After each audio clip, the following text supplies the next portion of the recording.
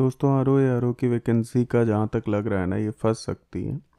क्योंकि आयोग ने जो यूपीपीसीएस का एग्ज़ाम था, अब उसको एक तो जो छात्रों का प्रदर्शन चल रहा था उसको बांटने के लिए इन्होंने दो धड़ों में बांट दिया है स्टूडेंट्स को। हालांकि काफ़ी सारे यूपीपीसीएस के ही जो छात्र हैं वो छात्र ही आर भी दे रहे हैं, पर फिर भी जो आर का नंबर है वो यूपीपीसीएस में जो भरे गए फॉर्म है उससे ज़्यादा है। अब होगा क्या कि आयोग ने जल्दी में कमेटी तो बना दी है।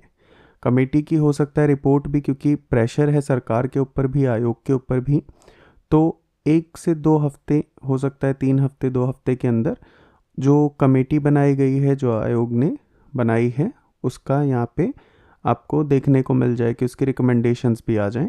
ठीक है। अब इसके बाद होगा क्या कि जो रिकमेंडेशंस आएंगी, छात्रों ने बोला ही हुआ है कि जो भी रिकमेंडेशंस आती हैं, जो भी चीज़ें निकल के आती हैं, उसके हिसाब से हम फिर देखेंगे कि आगे हमें धरना देना है या नहीं देना है, हम प्रोटेस्ट कर रहे हैं या नहीं कर रहे हैं।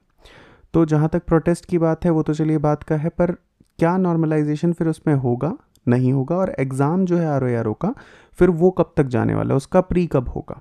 क्योंकि आयोग फिर अभी आगे यूपीपीसीएस की दोबारा नोटिफिकेशन भी निकालेगा और उसका भी उसको एग्ज़ाम करवाना है। यहाँ पे जो अभी 22 तारीख को हो रहा है यूपीपीसीएस का प्री, उसके बाद फिर मेंस भी करवाना है, तो आर कब होगा।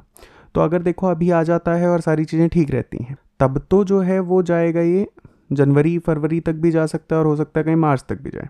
ठीक है। पर इन सब के इतर भी अगर चीज़ें गड़बड़ाती हैं, नॉर्मलाइजेशन रखा जाता है, तो ये वैकेंसी के बहुत चांसेस हैं कि ये फंस जाएगी। मैं ऐसा क्यों कह रहा हूँ?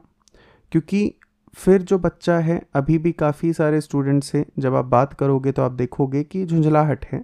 और अभी जो ये आपने क्लिप देखी होगी वायरल हो रही रामभद्राचार्य जी की, कि उन्होंने डायरेक्टली बोला है, जो स्पीकर हैं यहाँ पे उत्तर प्रदेश के, उनको डायरेक्टली बोला है कि हमारा एक ये शिष्य है और उसको आप आर नियुक्त करवाइए। ठीक है। और अभी यूपी में जो इतना बड़ा खेल हुआ है, आपने देखा ही है कि वहाँ पे जो ऑफिसर्स और नेताओं के किन वंश हैं, उनके जो संबंधी हैं, उनका लिस्ट में नाम है।